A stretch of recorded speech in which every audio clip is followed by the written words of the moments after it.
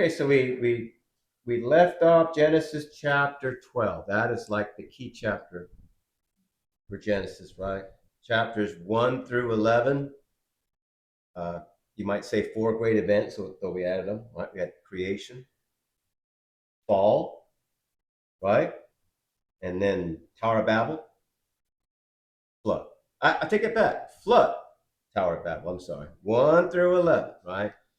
More time probably elapsed through that than all the rest of the Bible. Who knows? We don't really know the length of time and when the dates were in that, but very ancient history.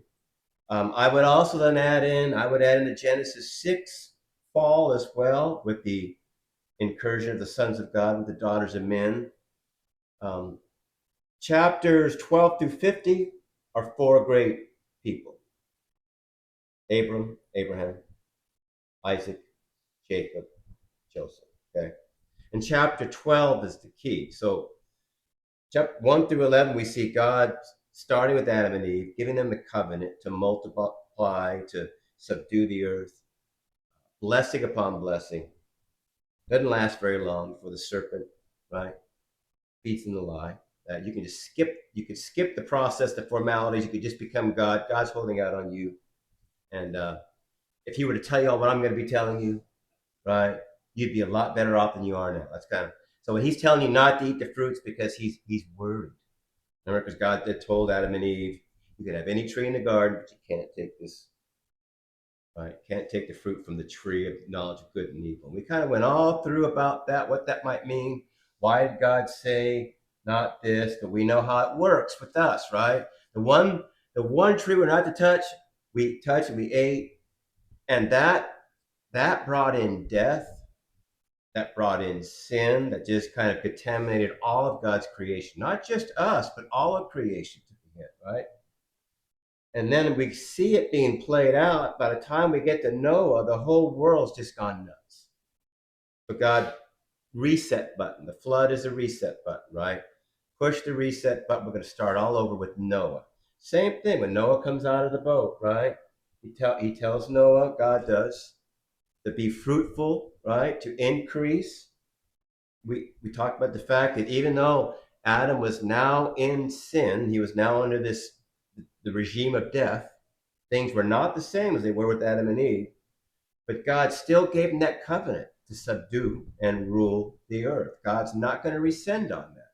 And that goes for us today, right? He's not pulling back on that. And it's good for us to understand that, because that helps us to also understand why Jesus and what he came to do. And it was a lot more than simply giving us a ticket to heaven, right?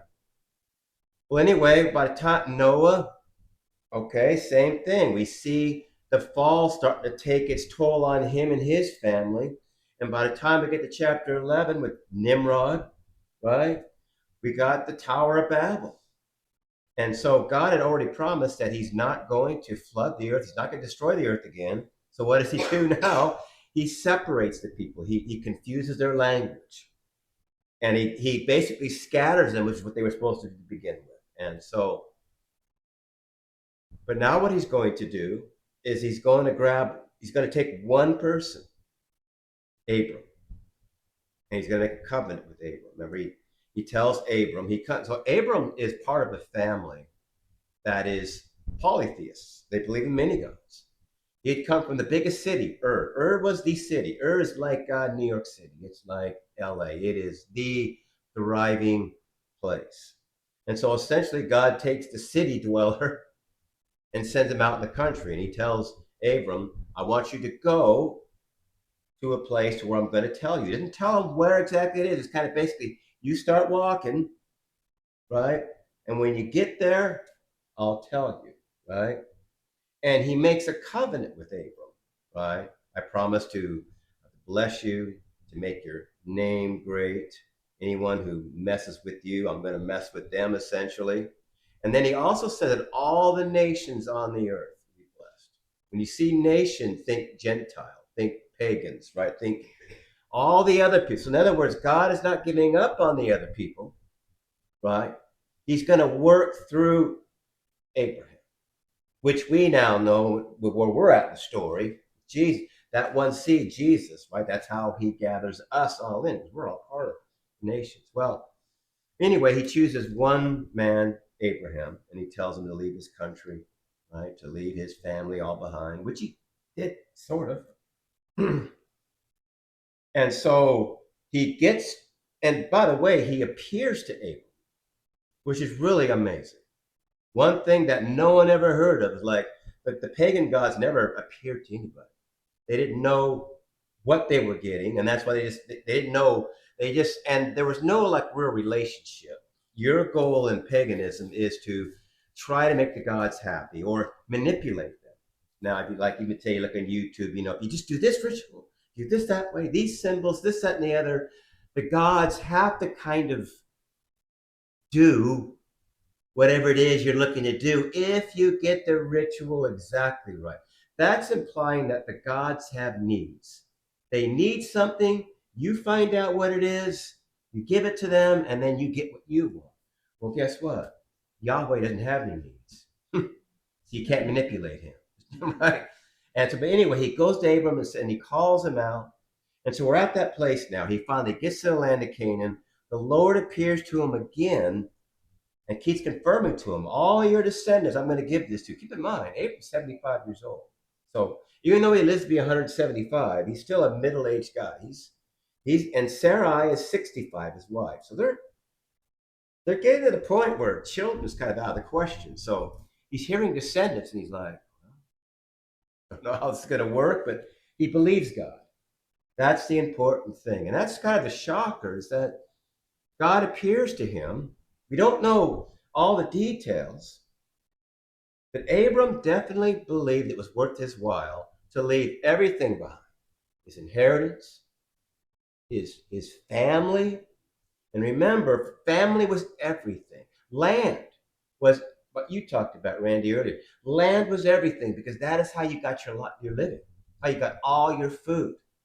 And your family and all the people you knew, that's how your legacy kept on, right? Through your children and the people around. And we talked a little bit about how people spoke of you meant everything. And there were beliefs back then that if you ceased to exist when people no longer mentioned your name.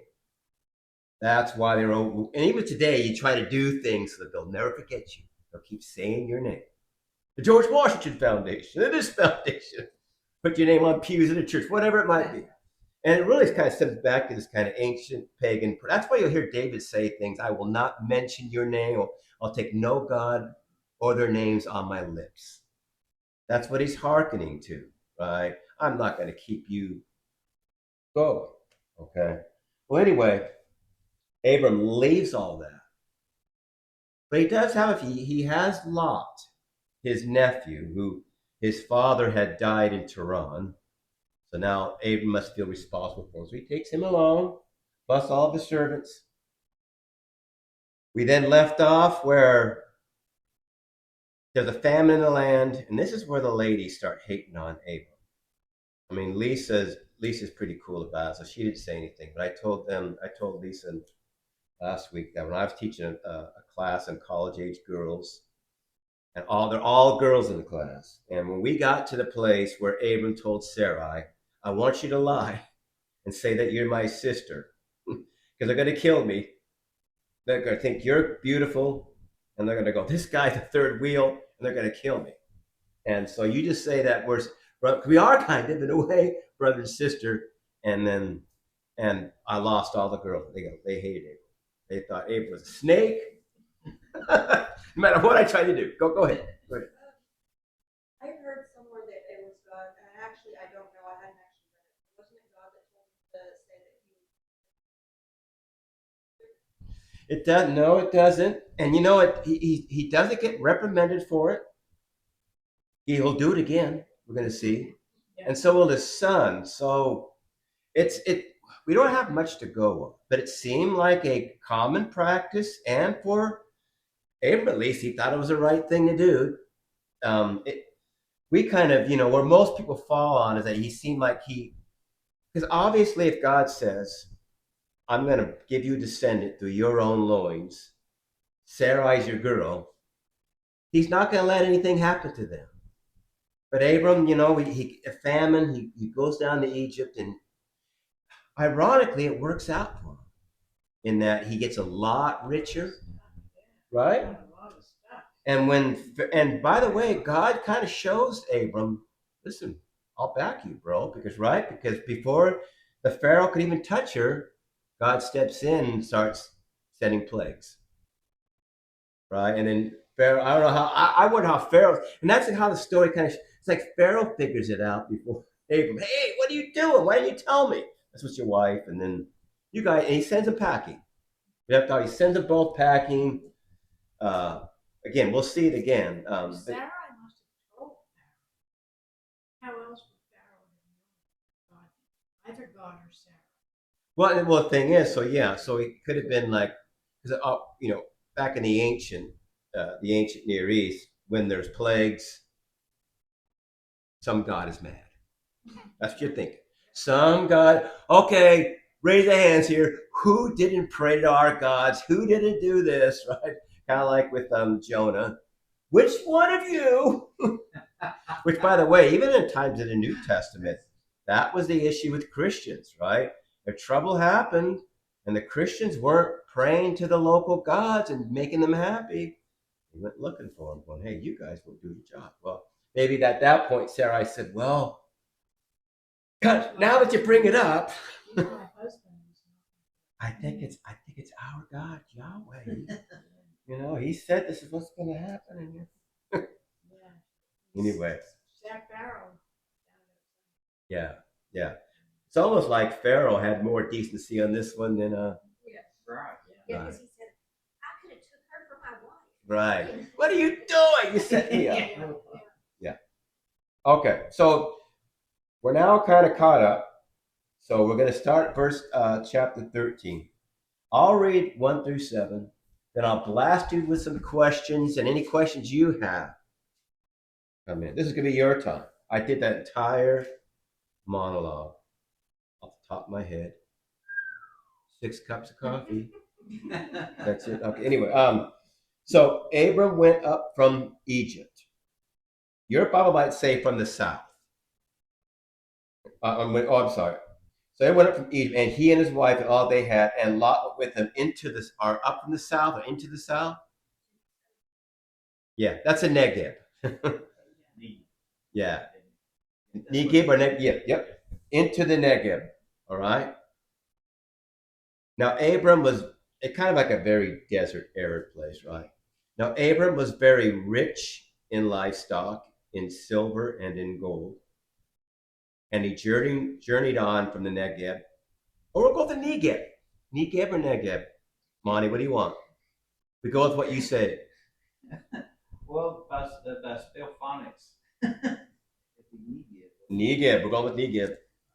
Negev as far as Bethel, to the place where his tent had been at the beginning, between Bethel and Ai. I don't think that actual town was called Bethel yet. I think who's writing this, Moses, is it's that place, Bethel, right? Jacob is going to name it Bethel later on. You might recognize the name Ai. I know you want to say Ai. Yeah, we got Ai coming in. It's good you say Ai. That is where Achan, Joshua, remember? When Achan stole God told that you're to destroy all of this stuff. Second conquest after Jericho, and Achan kept some of it. And Achan got a real Achan.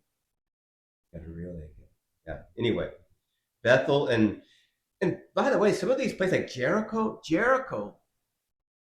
I'm not saying Jericho here. Jericho, what we know in archaeology so far, might be some of the oldest places on Earth. 7,000 BC. The places we're talking about here, they go back as far. I mean, they've been built, destroyed, rebuilt, destroyed, rebuilt. But we're talking old stuff here, right? Old stuff. Okay, anyway.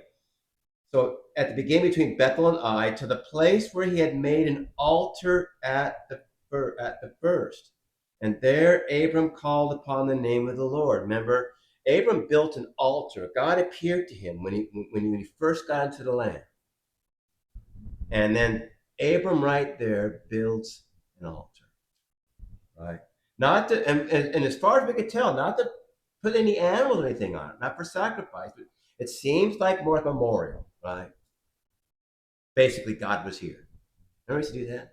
Jim was here, Monty was here, Randy was here. And that's good. Okay, God was here. And here's a okay. And Lot, who went with Abram, also had flocks and herds and tents, so that the land could not support both of them dwelling together. For the possessions were so great that they could not dwell together. And there was strife between the herdsmen of Abram's livestock and the herdsmen of Lot's livestock. At that time, the Canaanites and the Perizzites were dwelling in the land. That's the second time we say that. Okay, here's the question I want to ask you. Start out to get. What do you think about Abram being rich? Is there a problem? Do you have a problem with that? Is there a problem with it? You know, we Christians, we're not, you know, we're not fond of it as a rule of thumb. Culturally speaking, I'm not saying. Well, it didn't say it's impossible. It said easier for rich men to go through the eye Yeah, of the needle. yeah, I believe that is referring to the small gate. yeah.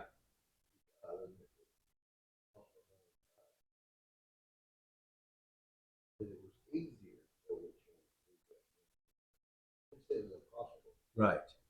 You said kind of direct with God. Yeah, With Yeah. lots of money, a lot of times will come corruption. yeah, So you have to be extremely careful yeah. that you don't get Right. pulled into that. That's right. Mhm. Yeah, it's like the best you could say is it solves some problems and creates other ones. Right. So your problems that are solved are not what bills. Yeah. You are right. To me, is the But then you biggest- get I'm sorry. no. You go ahead. No, The no. biggest fear is to me is you falling in trust of your money. Yeah. Instead of putting God first, you start trusting your money, Right. and Yes. you lose direction. Yes. That's In fact, we're going to kind of keep that in mind. We're going to hit on that because Very easy. it seems like Abram was able to handle it pretty well. Mhm. Yes. That then becomes so. There's a way to handle them. It's not like we think and people. You win that lottery and all problems are solved. No, actually, in a lot of ways, it's just beginning. Just beginning. You're right. And there's a way to walk in it. And I know people who, they were very fearful to have any money in their pocket. They've had, a lot of trouble and they were afraid to have any kind of money in their pocket. Because money kind of gives you power for choices. And if you have strength over your choice making ability, right, you have this, but boy, sometimes you get money in it and it hits triggers in your head and you're going and spending it all around. Right. The rich man Yeah. has more responsibility because he's got to give that money to the right area. That's right. Right. It's got to be a proper steward. Amen. Exactly. Yeah, exactly. And then another problem you have is you start gaining a lot more relatives and a lot more friends. And right? You start suddenly, everybody wants to be your friend. And there'll come a point in time where you won't know who your real friend is because are you with me because I have a lot of money? Are you? So it's usually, if you're, I would imagine a lot of the real rich people, they go back to the people who were with me when I didn't have to die. Anybody's come along afterwards. Yeah. Yeah. Yeah, if you don't have any money, you know what I'm saying? And Abram didn't earn his wealth. Most of his wealth came from a lot of his wealth. I can't answer that one way or another. He was with his father when he died. Yeah. So he might have his. Yeah. But what we can draw from, okay, well, let me see if I got that question here. Oh, okay. Here we go. Do you see his prosperity connected to his obedience, or is it incidental? Oh, it's obedience. In other words, what it comes down to is it just so happens that Abram is like, it just so happens that he's a character in God's drama, and he just happens to have a wad of money, or is it that God is blessing him with it? Okay. And then to your point, even down in Egypt, which I think you could look at it as God is demonstrating again. Imagine. Okay, we can't imagine what it's like to be God. So picture yourself as a good father, and you got a son, and directionally he's doing really well. Yes, he's got some issues. You know that already, and you send your son out there, and he's now CEO of your company. Like Abram's like CEO of now a new nation, and so your son's just starting out. Well, you're going to start trying to send him messages like I told you, son, I am there in your corner all the way through, right? And so maybe in this case, God's like, yeah, that was kind of a little blunder there in Egypt, but I need to demonstrate. More important, I demonstrate to Abram, I am with you, son. Pharaoh messes with you, like I told you, it ain't happening, right? And I'm going to keep blessing you. So maybe that's what's going on here. But whatever it is, okay. So that's interesting. You guys all see it that he's prosperous. He's but then see, okay, he's prospering because he's being obedient. But then we've kind of like hinted at that: is it a blessing or a curse to have a lot of riches? So could we look at it that God wants to give us blessing, and we'll refer to wealth as power, right? In other words, it's your ability to make things happen, right? Good or bad. And he entrusted to Abram, handle it well, son. Right. Handle it well, right? Of course, Lot, see, we're going to get to him. Lot was also blessed, which you could then make the point he's blessed because of Abram. Almost. He's hanging with Uncle Abram. Saved. He is under we talked about that last week, didn't we? He's under the umbrella. And I have used that in the past. Don't feel blessed. He close to someone that is. Yes, that's good. Yeah, I Be agree. close to someone that is. yeah. With along with what Randy just said, I like to go if I'm in deep trouble to go to somebody that I might not be right with God at that time and have somebody pray for me. Yes. Because got a hotline. You see what I'm saying? That's a great point. We all do that. What's interesting is so you're to go like to an Orthodox believer. I'll use a Catholic too. They talk about praying the saints. Now, they don't pray to them like asking for help direct from. They believe in praying to the saints to have them pray to God. Right? It's kind of along the similar way. They say the same thing. Exactly, man. Those saints were saints for a reason. Because they loved God so much that they were just like as close to as possible. So wouldn't you want to be around somebody or ask somebody who's Right. yeah. Exactly. That's the idea. It's fascinating. Yeah. Right. In the Old Testament, we read in Samuel, Samuel and Saul, right, and how Saul met Samuel was very interested. Yeah. Because his slave, his helper, said, "Hey, I know this guy named Samuel. Let's go talk to him. He's a prophet." Yes. And then the whole story begins. Yes. In that. Yeah. So that's like no one. Samuel, like right, nailed it. Don't stop praying for us, Samuel. I love that part. I read that 300. Yes, that's good. Yeah. Okay. Yeah, I think it's interesting to me. Abram, he was definitely blessed by the Lord, and it could trip you up. Wealth could trip you up. I think I more fall on the side of we should be teaching our children, grandchildren, and people in our church how to handle wealth.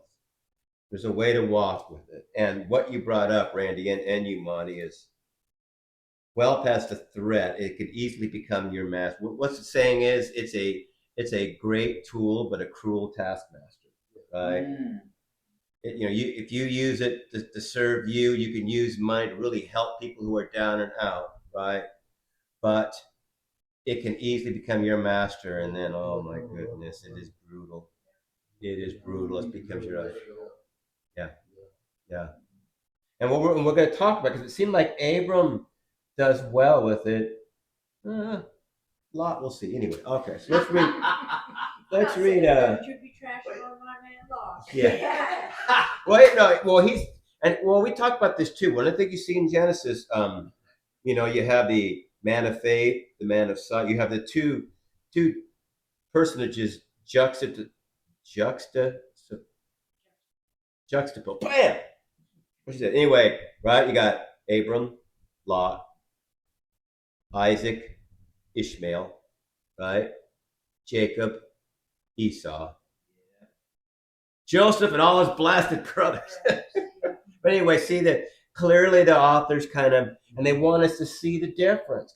Because when we write history now, we write history in a sense, okay, let me tell you all the facts from, Bible's not about that. The Bible kind of gives you selected facts, a certain way of understanding, but then it'll also write like with a moral idea behind it, and it won't say this was wrong. You want to read and go, oh yeah, that was a blunder. Yeah. Can I throw something else out? Yes. In history, we go by timeline. Yeah. And hey, what's it? So it doesn't, and the Bible doesn't go exactly by timeline. No, and certainly not in the old. Yes, that's very good. It's excellent. Okay. I mean, or it's lost to, like we'll see in 14, in the days of Amraphel. Oh, well, thank you. That's helpful. So that we have no idea who these kings are. Because by this time, all of the evidence has been destroyed, buried, washed away. Anyway, okay. 8 through 13.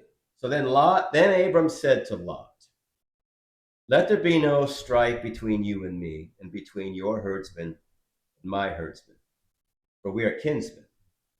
Is not the whole land before you? Separate yourself from me. If you take the left hand, then I will go to the right. Or if you take the right hand, then I will go to the left. And Lot lifted up his eyes and saw that the Jordan Valley was well watered everywhere, like the garden of the Lord, like the land of Egypt, in the direction of Zoar. This was before the Lord destroyed Sodom and Gomorrah. So you can see whoever was writing this, Moses, Sodom and Gomorrah had already been destroyed. Okay? So Lot chose for himself all the Jordan Valley, and Lot journeyed east. Thus they separated from each other.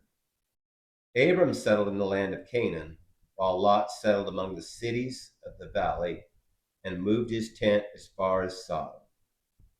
Now the men of Sodom were wicked, great sinners against the Lord. Okay. We're not going to read. The grass isn't greener on the other side. Huh. I said the grass It looked greener on the other side. Yeah. Yeah. That's so true. Yeah. Sometimes the grass looks greener because of the sunshine.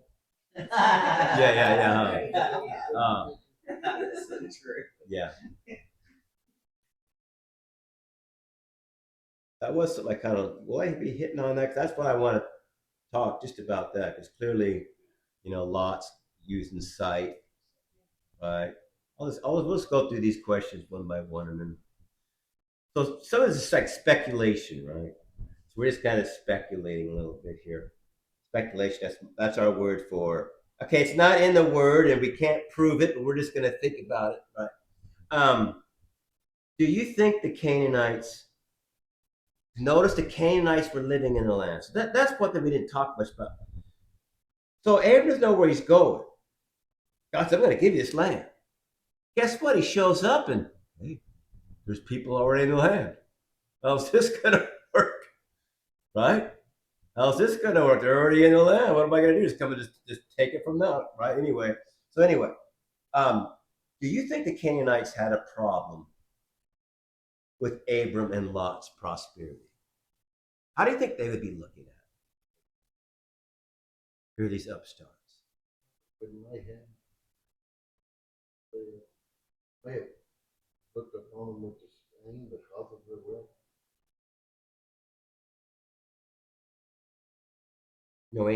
Ancient cultures looked at it as, if you had a lot and your God was blessing you, if you took over a land, regardless of how cruel you were doing it, God must have been with you. Your gods, right? That's how they looked at it. That's why Hitler would have been a hero back in the day, right? So would have Stalin. God must have been with you for you to be able to do all that you did there. And so, okay, but And they weren't just well-to-do; they were wealthy. wealthy. But they were kind of like outsiders coming in. Mm-hmm. Shows why. So the other word, not only do they, again, if your wealth was really tied up in your livestock. Kind of like maybe when Trump came in back in 16. Yeah. Hey Jim, didn't the Canaanites wasn't Abram the first guy called a Hebrew? And it refers to. We'll see that next chapter 14. Well, and the thing, and no, it was that added in because that term. When did that term start? So it's kind of hard. All this when we talk this time and this everything I'm reading, it's really hard to pin down dates. You'll usually go into a church and they will have it all pinned down and they'll say it. God bless them, but from my understanding, it's hard. But I do think Abram. When we get into Abram's time, it does get a lot easier because there are certain things we could pin down, but the timing on that, I think, so in roughly 2000 BC for him. Okay. Okay. We talked about that too. Like, and what do you think might be running through Abram's mind coming into a land already occupied?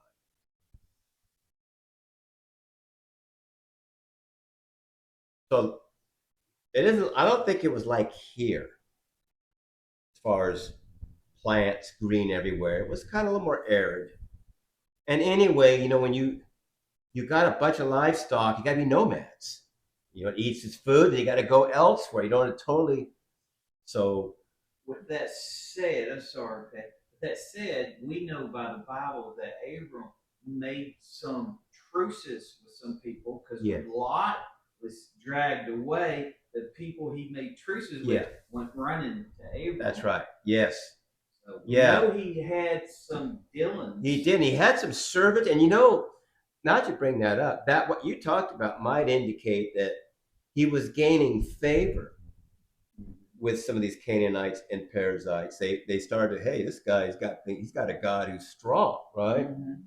Which, what that will be telling us in Genesis, if you see here, Abram is slowly starting to take control, right? But not in the way you would think. And just kind of like God's just kind of moving things along in his direction. Yeah. But he also had Sarai and her handmaidens and her arms. Yeah. There was a lot of women which are not even mentioned here. Yes, you just think of that kind of Abram and all his livestock and his herdsmen. No, he had his wife and her people. His servants' wives. Yes. Wait. Stop. Do ladies have entourages? Well, she would have had her handmaiden and she had her girls. Yeah. Well, had her gang of girls. Okay. Well, I just thought the name Hagar like that. Yeah. I only know of Hagar. But she would have had people. She would have under Hagar. I mean, they had to cook, they had to eat, so she would have had to have people. Sarai do it all herself. That's a lot of people to feed. Yes. I mean, I'm just saying that it isn't that here. It's just that this is Abram, Lot's over here, and Abram's over here. No, Abram had Sarai and her entourage. Well, we're gonna see if we still spot this entourage as we read up. Okay, I'm just saying it's not so cut and dry as he just went in there and was able to do what he wanted to do. He did have to think about people with him. Well, what I was going to mention, he probably, or he had to be thinking, him and Lot, is we had the Canaanites and Perizzites living in. So you couldn't just move your animals anywhere. They also would have been, you had little villages. They also had their flock and herds. And so, Well, they were doing so good. That's why they had to split. yeah. Because they were doing so good. But I'm cheating a little bit and going on one chapter ahead. Cheat, cheat. But Abram had 318 trained men. Yeah. So look what he had to think about, right? And they had to feed. You know what? the first time that Amazon does I know I'm just starting trouble. But the first time that Amazon has like this kind of new chose only with Abram and the 318 trained servant men, and they have half of them are women, we're done. We're done. That ain't how we rolled back then. The ladies weren't like that. I'm just saying that there was more to it than Yeah. just what we're just the answer. All the underlying. Oh, I know what you're trying to kind of say. I get that. There's women there too. Yes. And you know how needy women can get. Well, here's the thing. You're going to get your chance because we're going to see, Mom, you're getting ahead of yourself. God bless you. Because look, This story's going to pick up. because we're going to have one woman, get this, one woman is going to tell another woman what to do. And that never goes over well. It's pretty serious. And then, too. and just a little aside, but you guys heard about that? I read the paper the other day about all the feminists who were going to have this big lunch kind of convention, but they had to cancel it because no one would make the sandwiches. I'm just kidding. I'm just God, no, I'm not like that. Look, I'm from California, man. Okay, I'm from liberal capital of the world. I'm just. Don't hold it against you. I saw that written. It was actually like it's kind of like the Babylon Bee, feminist women's luncheon had, it was canceled because no one makes sandwiches. But anyway, we're gonna get where Sarai is gonna basically, and so we're gonna get the whole woman thing going on. I just wanted to remind you. And then Sarai's gonna blame Abram for it all too, which is kind of. Justly so, absolutely. Exactly gonna blame. So we got no, we're covering all that. Okay. Turned it down. Yeah.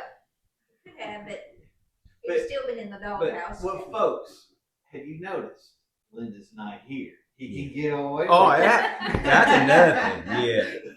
Yeah. No, yeah, I'm kidding around. You would still do it even. Yeah, Absolutely. but I do it just because I get a rise. I mean, I don't. I'm sorry. I just wanted you to be aware that there's And their herdsmen. Yeah, we read the 318 trained men. and they all had wives. I don't know if they all had wives, but we could assume there were ladies too. That's pushing it, maybe. There were a lot of ladies. The Bible is selective. Oh, Yes. Oh, yeah. We're going to get two. Well, and two ladies going to be very prominent, right? Sarah and Hagar. So, okay. What do you think of Abram's willingness to let his nephew choose first? I think it shows that he's a godly man. Yeah, Yeah. because he said nephew. He could have just booted Lot out. Right. Go find your own place. Basically, yeah, he could have just said, "Well, I'm sorry, there's not enough room. Off you go." I think it basically just shows that he had complete and total faith. That hey, pick what you want to pick. Yeah. God's gonna take care of me. Yeah, Mm-hmm. Right. that's the key. I didn't think about that. And so we talked about the wealth where the wealth did not control him. Right. Right. Usually you would think that when you get enough wealth, you have enough action. The more you get, the more you want. It's worse. It gets worse, and he could have wanted the best of it, and he had a right to it. But it was obvious that he was not concerned about Lot picking the better place, and Lot did. Well, we're going to talk about that too. Let me see. Oh wait a minute. No, no, no. Okay. Um, yeah. So, what seems to be Lot's motivation? So, in other words, God gives Lot. So, yeah, Abram gives Lot the first choice. He's like, this that's is the best. sweet looking over there. Yeah, and it did look the best too, didn't it? Be like being in Victorville and looking down and being able to see Laguna Beach. But it was also the close to Sodom and Gomorrah and all the wickedness. And oftentimes, wicked things of the world look the most pleasing to the eye. Yes. Oh, that's so true.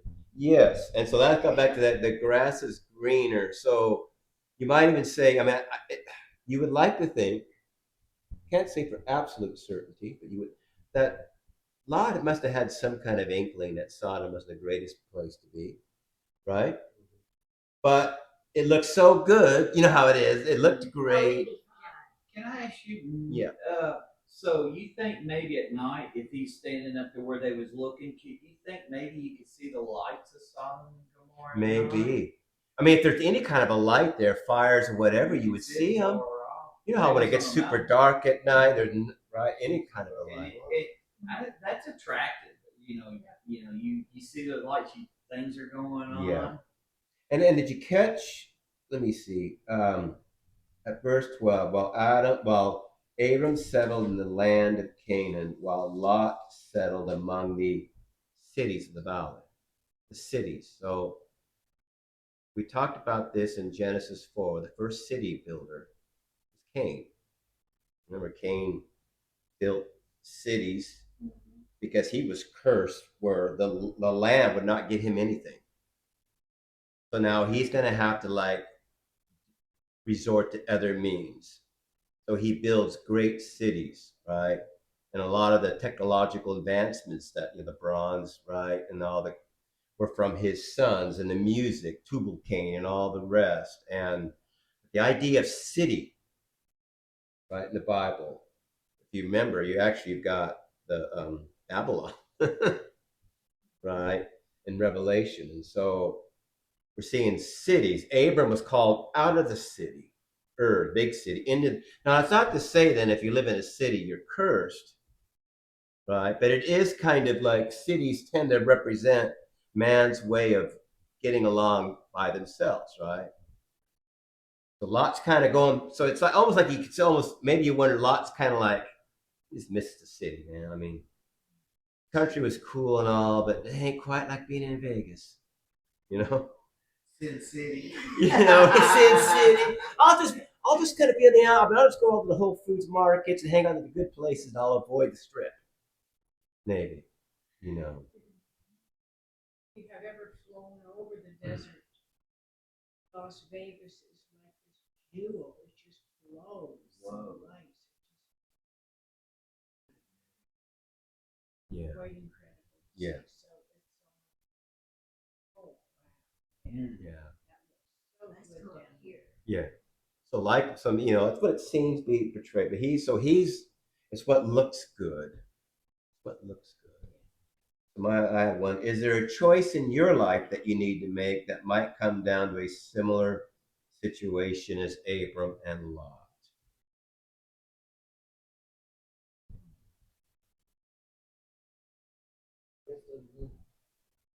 Like, do you have let me see. Is there a choice in your life that you need to make? There's something come up in your life that you need to make that might come down to a similar situation as Abram and Lot. In this case, they have to split. Abram chooses to not try to force things, not try to grasp for things. Which you know how it is. I know I'm like that.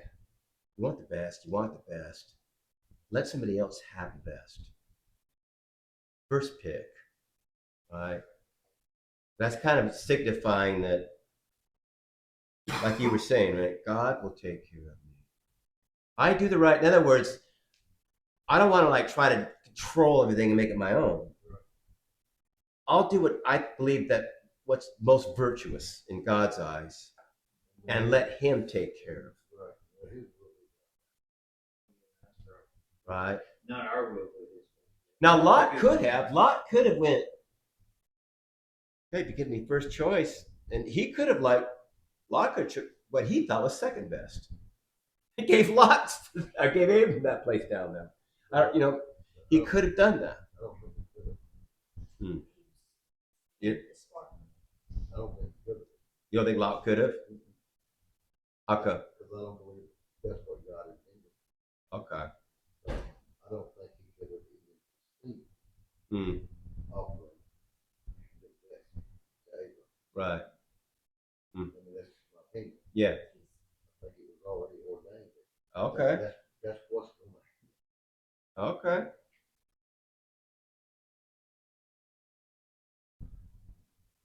Anywho, these are really good watching, you know, having that faith. You do what's you do, we do what we believe God wants us to do, what He thinks.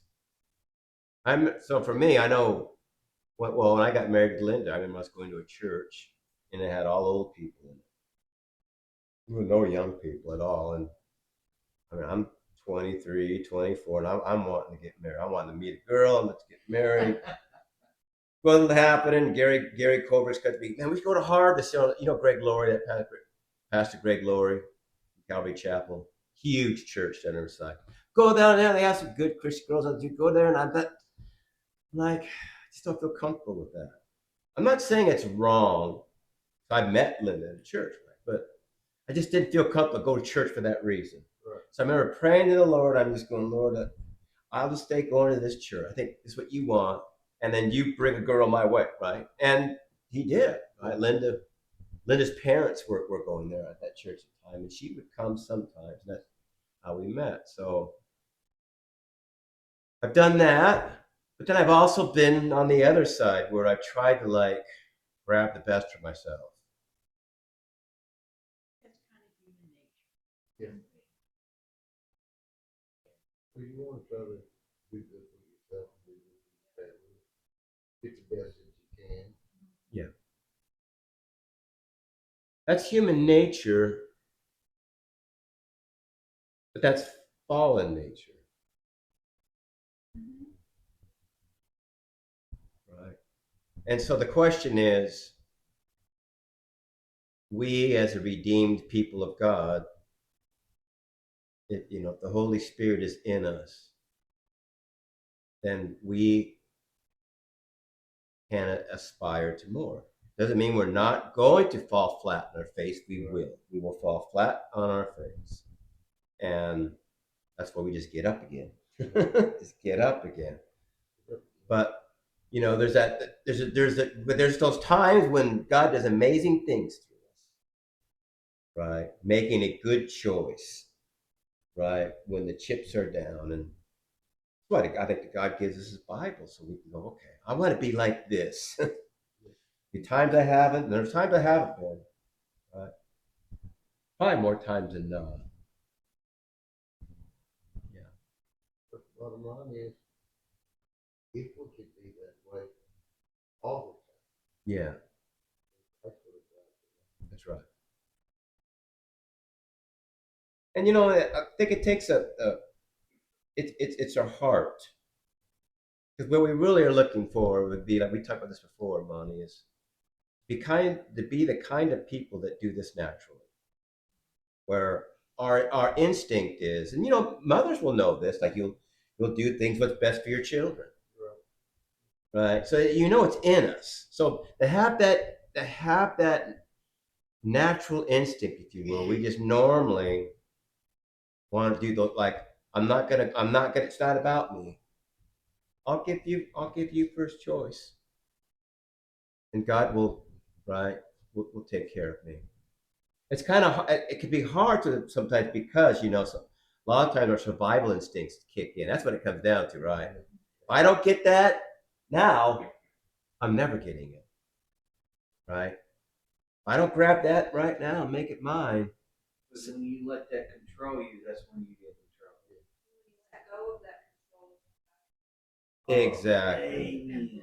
That's exactly Oh, man. right. And that's what we're aspiring to be, you know. And I think God will put us in situations to show us. Okay, I got some work to do, man. I fell way short of that one. I had a plan. Oh gosh, I just made an idiot of myself. You know, that happens, right? But this is, this is where you kind of just, and Lord, I screwed up everything on that. Please forgive me. And then you go to look to make amends, if you can, wherever you can, the best you can, and then you, right, aspire to God's greatness. But anyway, okay, yeah, because we're going to see Lot. He's going to take the hard road. We're going to come to Lot later on, and yeah, he gets literally saved by the skin of his teeth. He gets saved because of Abel. Huh? Yeah, Abram intercedes for him. Yeah. So I wonder what Abram was thinking as he's watching Lot. Okay, Lot. What if he kind of went? What is that? Oh, okay. Sorry. That's fun. That's fun. Okay, your blood sugar's too high. Why is it so high? Because I had a piece of cake. Oh, I shot it up.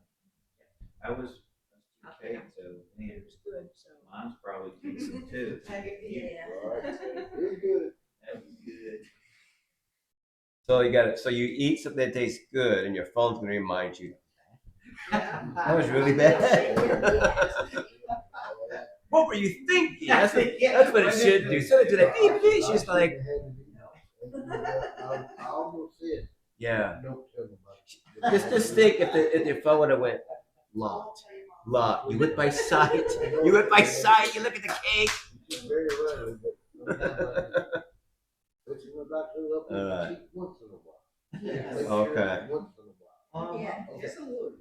Anyway, maybe this week, probably this week sometime, you'll have maybe on a smaller scale, but you'll have a choice to make, and maybe just learning to let things, one day at a time, and we let things come to us.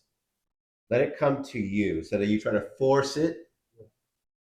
Like that job, that presented itself about, obviously I'm looking for work and Kroger today. We come back to the truck after from going to the little gas kiosk or whatever you Mhm. call it. And told me that they were short 2 people and that they need people. I didn't go looking for it, but Yes, how awesome is that? Yeah, yeah, yes. Really? You were short this week? Yep. Wow. This is lovely. Praise the Lord. Yeah, Yeah, that's a praise good the one. Lord. That's a good one. I like it. Okay, so let's finish out here. We'll read let me see, was it 14 through 18, huh? So anyway, the Lord said, oh, and by the way, that now the men of Sodom were wicked, great sinners against the Lord. It's like the writers got tipping us off. Yeah, we will be seeing more of these guys down the way. Yeah, All right. and I think that's one reason why Abram didn't go that way, because it is just to keep him away from it. Yeah. No. So, He wanted to know me. But then- Lot was gonna choose. Yeah, but see, I think that he would have said to Lot, no, we don't want to go. That's I'm leaning with you, Pat, a little bit. I think Because, Abram should. I'm I sorry. mean, that's, parents, like you say, what you want to do. Kids, and I'm sure that's one of his kids. They didn't even realize just how. You know what's yeah, but I think God would not have sent Abram that way. Abram would make this decision. unless, and again, we're just speculating here. We don't know what was going through their heads. Yeah. But what could have been is that Abram's understanding the situation that, I suppose Abram could have said, I'll take them. Maybe there wasn't that many choices to go. And so he lets Lot choose. Lot chooses where they are, then Abram goes down. Maybe he felt better. I don't know. Or maybe there were more, or let's see, that we don't know. There could have been more places to choose, and basically, and maybe that time is that Abram didn't know exactly where Lot was going. He looked out and he saw all that, but It just kind of seems like Yeah. you got the left or the right. Well, we can go back this way and I go forward. and Abram could have warned him. We don't know what Abram he warned Lot. Be careful of Sodom down there. Oh, Unc, I got this. Unc, I got this. Okay, I don't know. Yeah. No, we don't. So the Lord said to Abram, after Lot had separated from him, lift up your eyes and look from the place where you are, northward and southward and eastward and westward. For all the land that you see, I will give to you and to your offspring forever. Your offspring forever. I will make your offspring as the dust of the earth, so that if one can count the dust of the earth, your offspring also can be counted. You're reading ancient text here. A lot of the fighting we have going on today comes from this. Arise, walk through the length and the breadth of the land, for I will give it to you. So Abram moved his tent and came and settled by the oaks of Mamre. I believe Mamre is a person. The oaks of Mamre. Mine says In the plain of Mamre. Okay. And my Bible has a 1 by it. Or terebinths.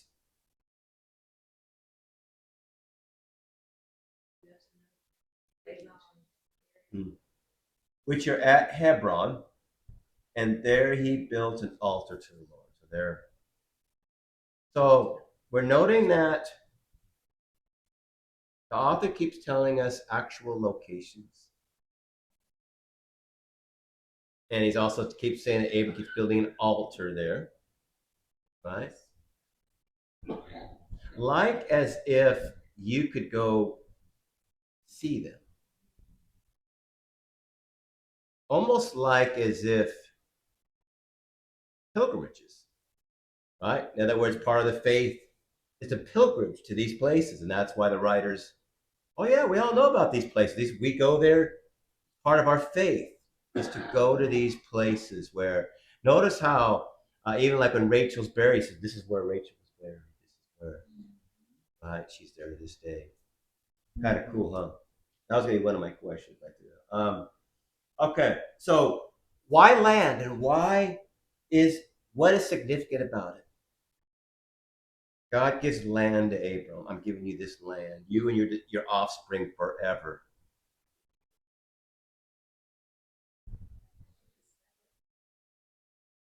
I survived. Yeah. Yeah. Yeah, you're right. And that was God's plan. There's a big plan, and part of it involves land, right? Yes.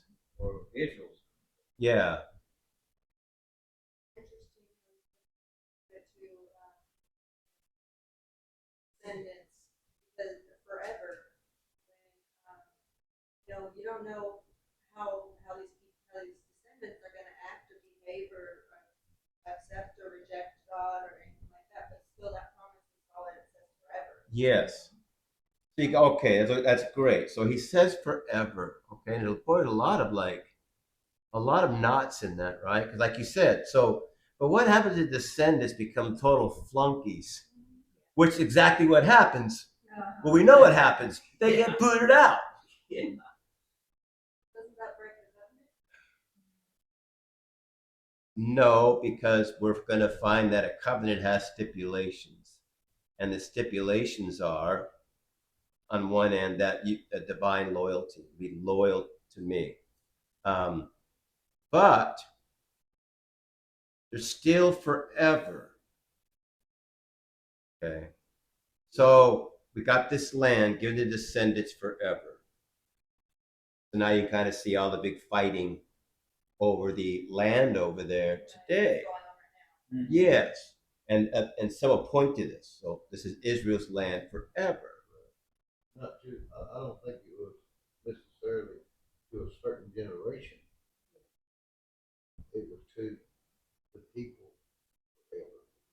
Yeah, Even though this generation might be ignorant, might do something wrong, still going to belong to those people forever.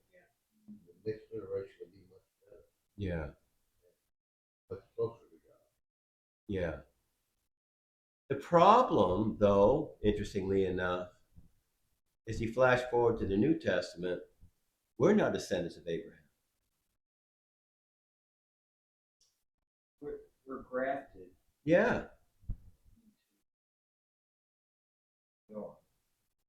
And it doesn't get any easier because when you read Romans,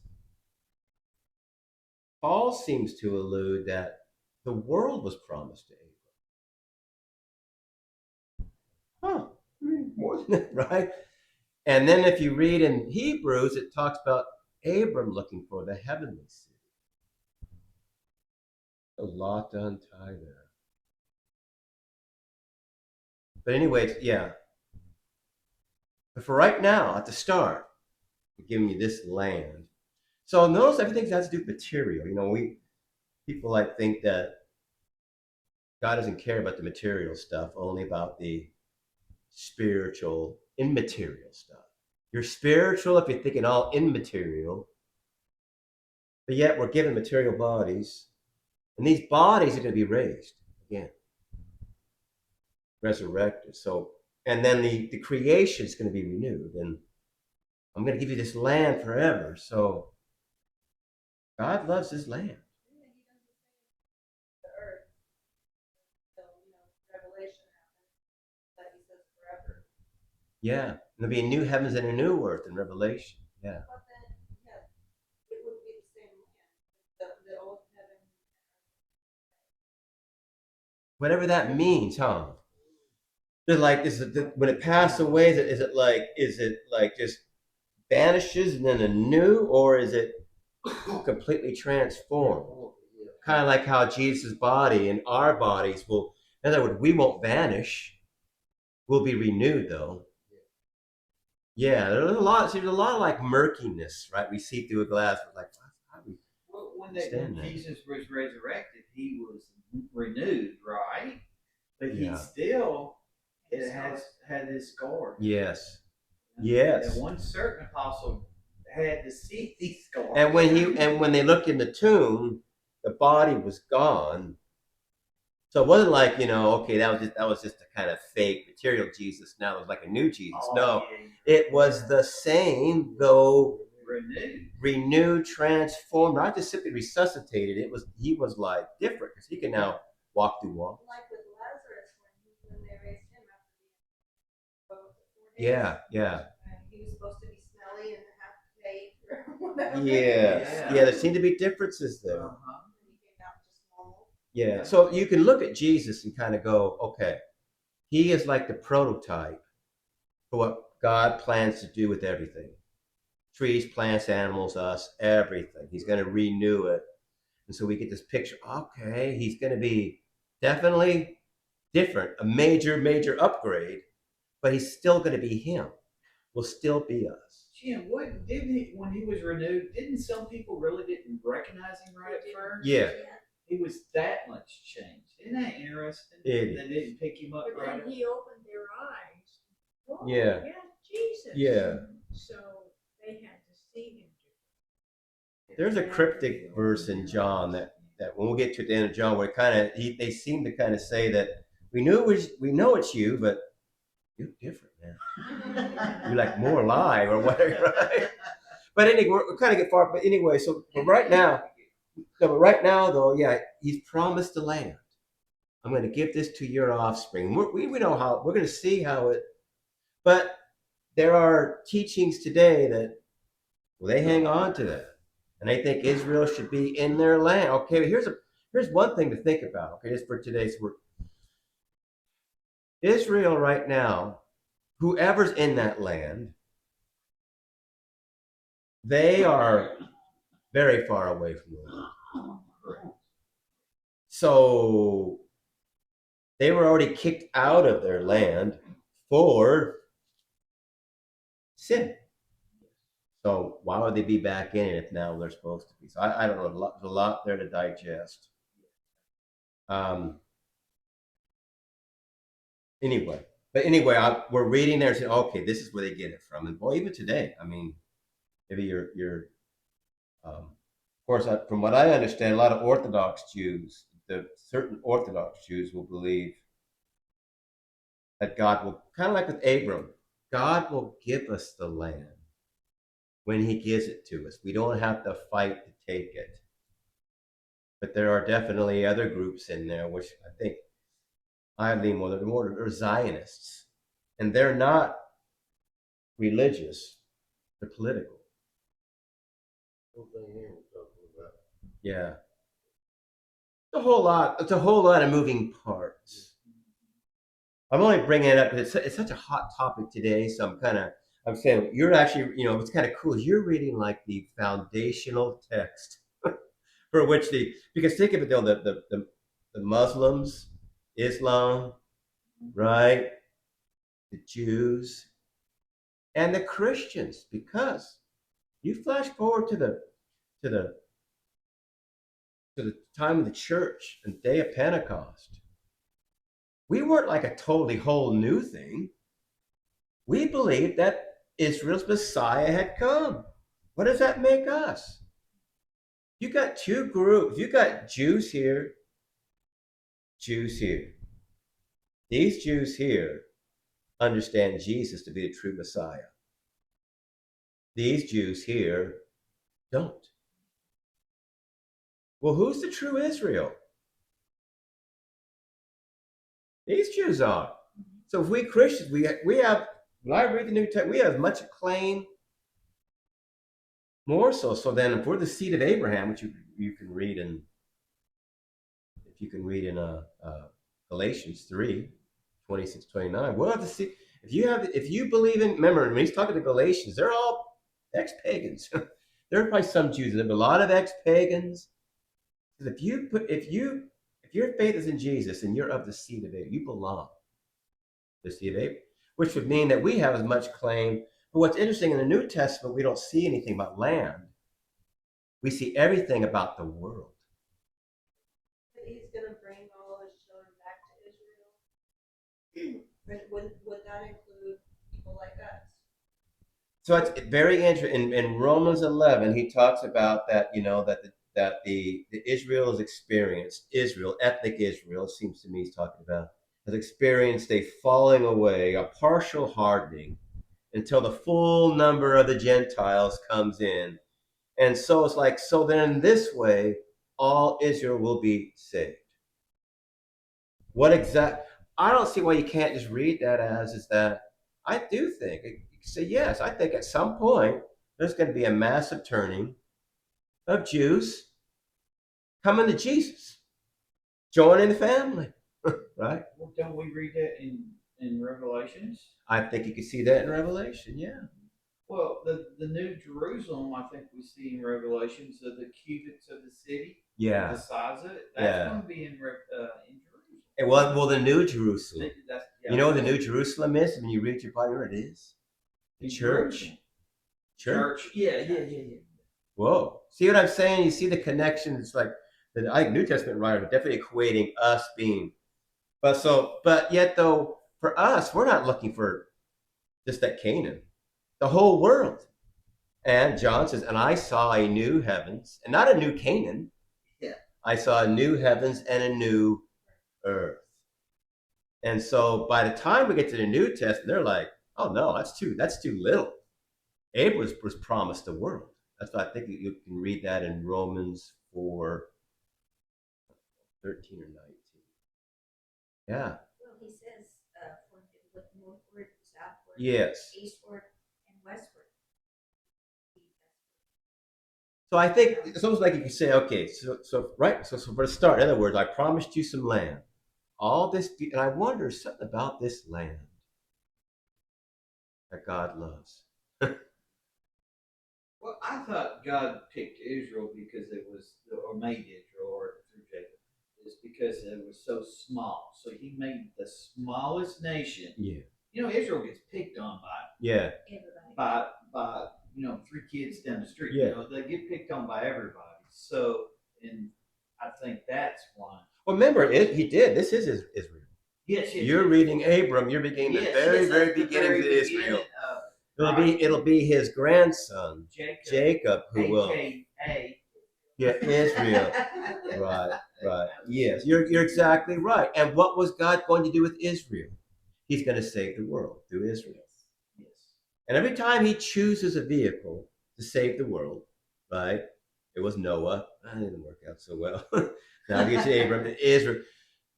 It's like he gets this rescue vehicle, Israel, and then the rescue vehicle gets a flat tire. Well, it goes off course a few times. Many times. And to the point where we read in our New Testament, there's really only one true Israelite that comes through. Jesus. Correct. He was the true Israelite Jew that was faithful. The only one. It comes down to, it seems like it's like it starts at, it comes down to one.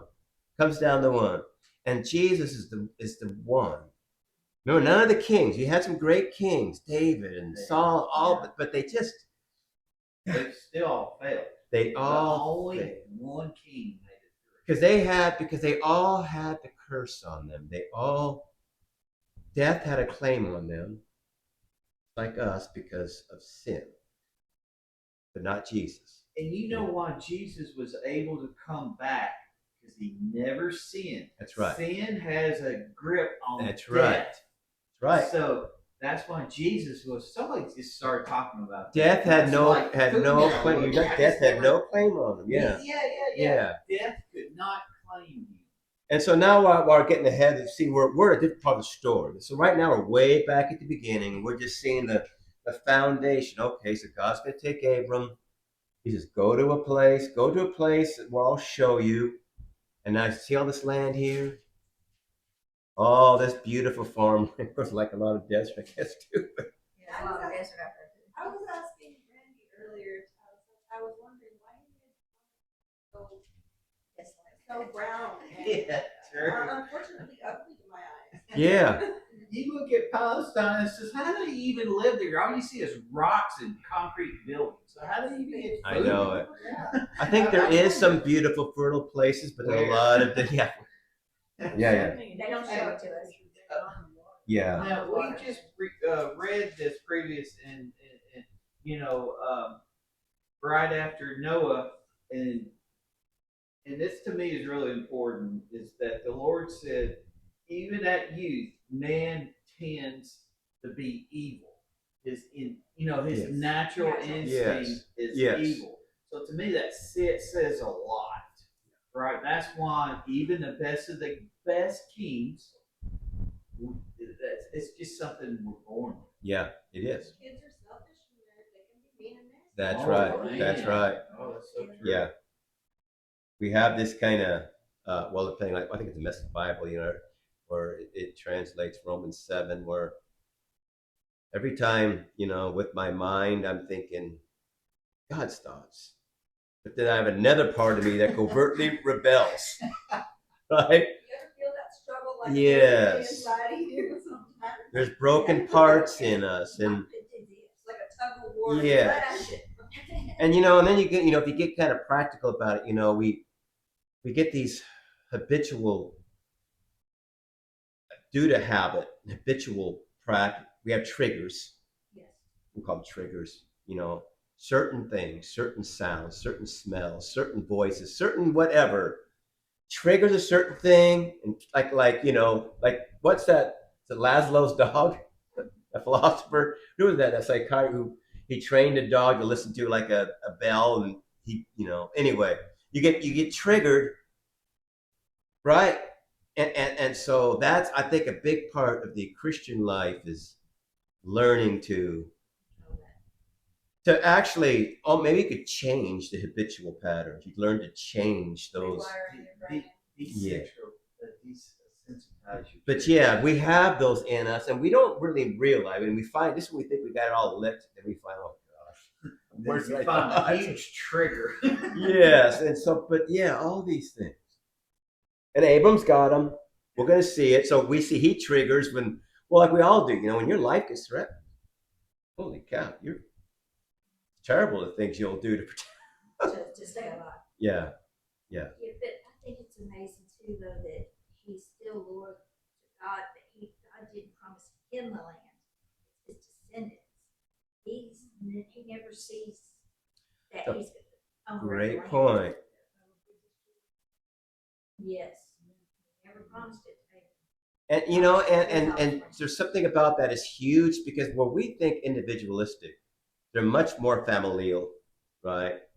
And they're much more identity through family and through community. And so that's what they're always worried about is, remember, because he'll come up, he'll bring it up, I think in chapter 15, like, you know, God says, I'm going to bless you with the well, you can bless me all you want, basically saying, but my servant's going to get everything because he's the only one. Because you needed someone to pass along all you have to that next one, right? In the Roman culture, you know, you could actually, if you had a son, which you desperately needed, because he had to take the family everything right with him. If you had a son if you didn't have a son, or if you had a son that was just okay, this kid's just not going to make it, you could actually adopt a son, right, and then make him heir of everything. And that's why they refer to us as being adopted by God. Don't we kind of see this coming up, that scenario a little bit? They kind of assert God's promise. Yeah. And Hagar has a son, and he is traced back to an innocent group of people. That's right. That's exactly right. That's exactly right. Yes, we got a lot. Okay. So I laughed, but I had like, I talked about the mentioning the place names of where they stop. I think that's something that's kind of a boring little thing. Like, what are you telling me about all these? But I think the author wants us to understand you can go see these places, right? Now he's speaking to an ancient reader, but these places right here, and then the altars. We built this altar. The altar's still there, do you know? I'd imagine they've got swept away from time. We wouldn't know it, I guess, if we saw it. Maybe, but some things of God just don't go away like you think. Say a Bible, I've seen Bibles come through house fires. Yeah. Completely untouched. From in the room where the fire started. And you know what? It could be that it's actually there, but you know, again, they didn't make these fancy altars, so we wouldn't know it. Here's the altar right here. We're like, right? You definitely would want to put it. You'd want to make it stable enough so it wouldn't go anywhere. Because that's built things really good back then. Yes. Stone, or could have been a stone, just one single one that was carved out. That could have been the altar. Yeah. And you know, this okay, so this brings up something else too for us as Protestants. Catholics and Orthodox don't have much of a problem. We have a problem with them over it. That's idols. Or what we perceive to be idols. Like what they'll point out about us Protestants is you guys just have like a blank wall. Like a Presbyterians, there are some Presbyterians, they don't even believe you should have a cross. They could turn into an idol. So, you know, whereas you get the other side, like, no, God can use art for beauty. Yeah, yeah. Well, we see here altar, you know, and it has happened where people will take what Gideon built, and you can, like an ephod, he made an ephod, and then the people in later generations use it as an idol. But yet, Abram was building an altar, a symbol. But I think clearly he wasn't doing it to worship, but as a this place is where God and I met. God appeared to me. And I think because that happened to us, we'd be marking it. And like what you said, Monty, about being around people who are spiritually more attuned. God appeared in a place once, you'd be like, I'm going to stand there again. Hope he comes back. And that's what you think. You go back to the place where maybe you go back to a special place. This is where God met. Something big happened here. Yeah. Now, I was raised Presbyterian. I had crosses. I'm not going to say all Presbyterians are, but yeah, but in the yeah. churches that I went yeah. We Protestants, we had an issue with the Catholics because we felt that they were taking their stuff and icons and stuff and worshiping it. So we just got rid of it all. I understand. Protestant faith came about because Henry needed a son. Absolutely, he needed a son to carry on. Because he didn't have that son, marriage to be. Oh, no. Protested. I think other people from Protestants would take a little different view. I think it's more than that. Oh, there's certainly more than Yeah. that. But I mean, Martin Henry was the Luther. one that pushed Protestantism. Well, that might work out for him, okay, but you got Martin Luther, you got Calvin, right? So anyway, yeah.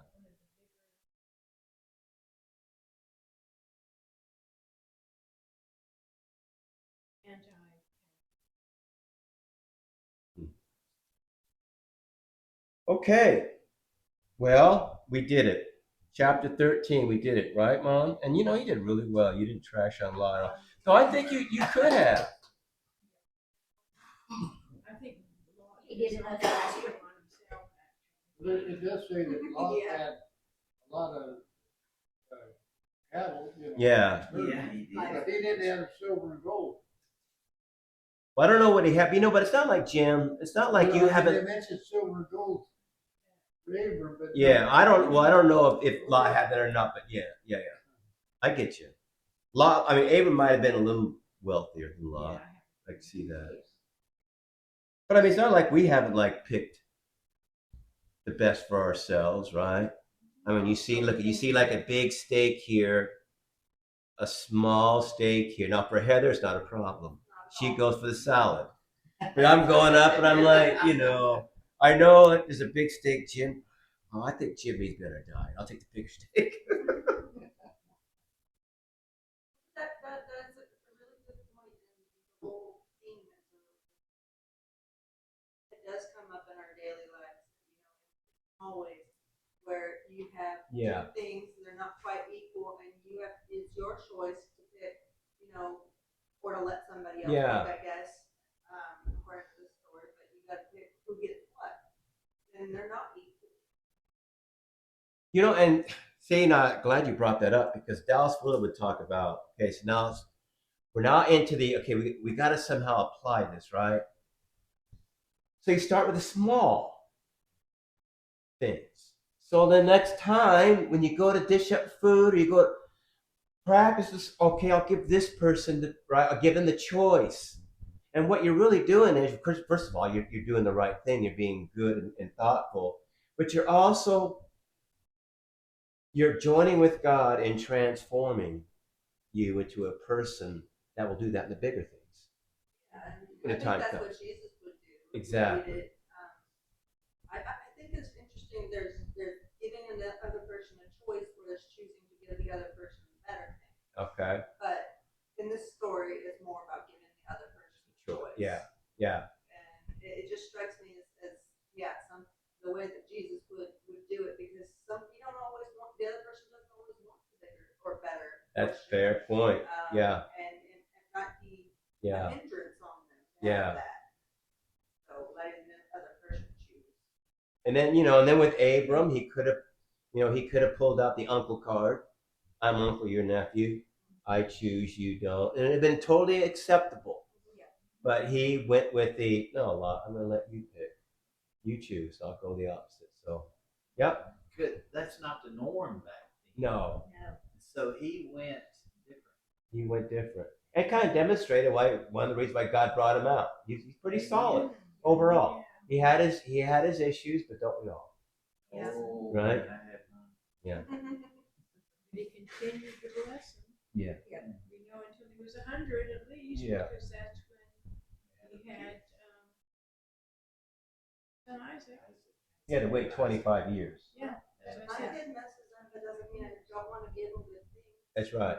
That's right. And if we're wicked, Yeah. and like, how much better is our Father in heaven going? Exactly. That's what Jesus said. Yeah. Yeah. If you being evil know how to give good things to your children. obviously, Yeah. God. I was fishing for that. Yeah, yeah, that's a great one. That's a great one. Yeah. How much more will your heavenly Father like? And look, if you do that, just how much more will the Your kid asks for a fish, will you give him a snake? yeah, yeah, You being evil, you wouldn't do that. yeah, How much exactly, better is your Father? exactly. Yep. Any prayer requests? Anything?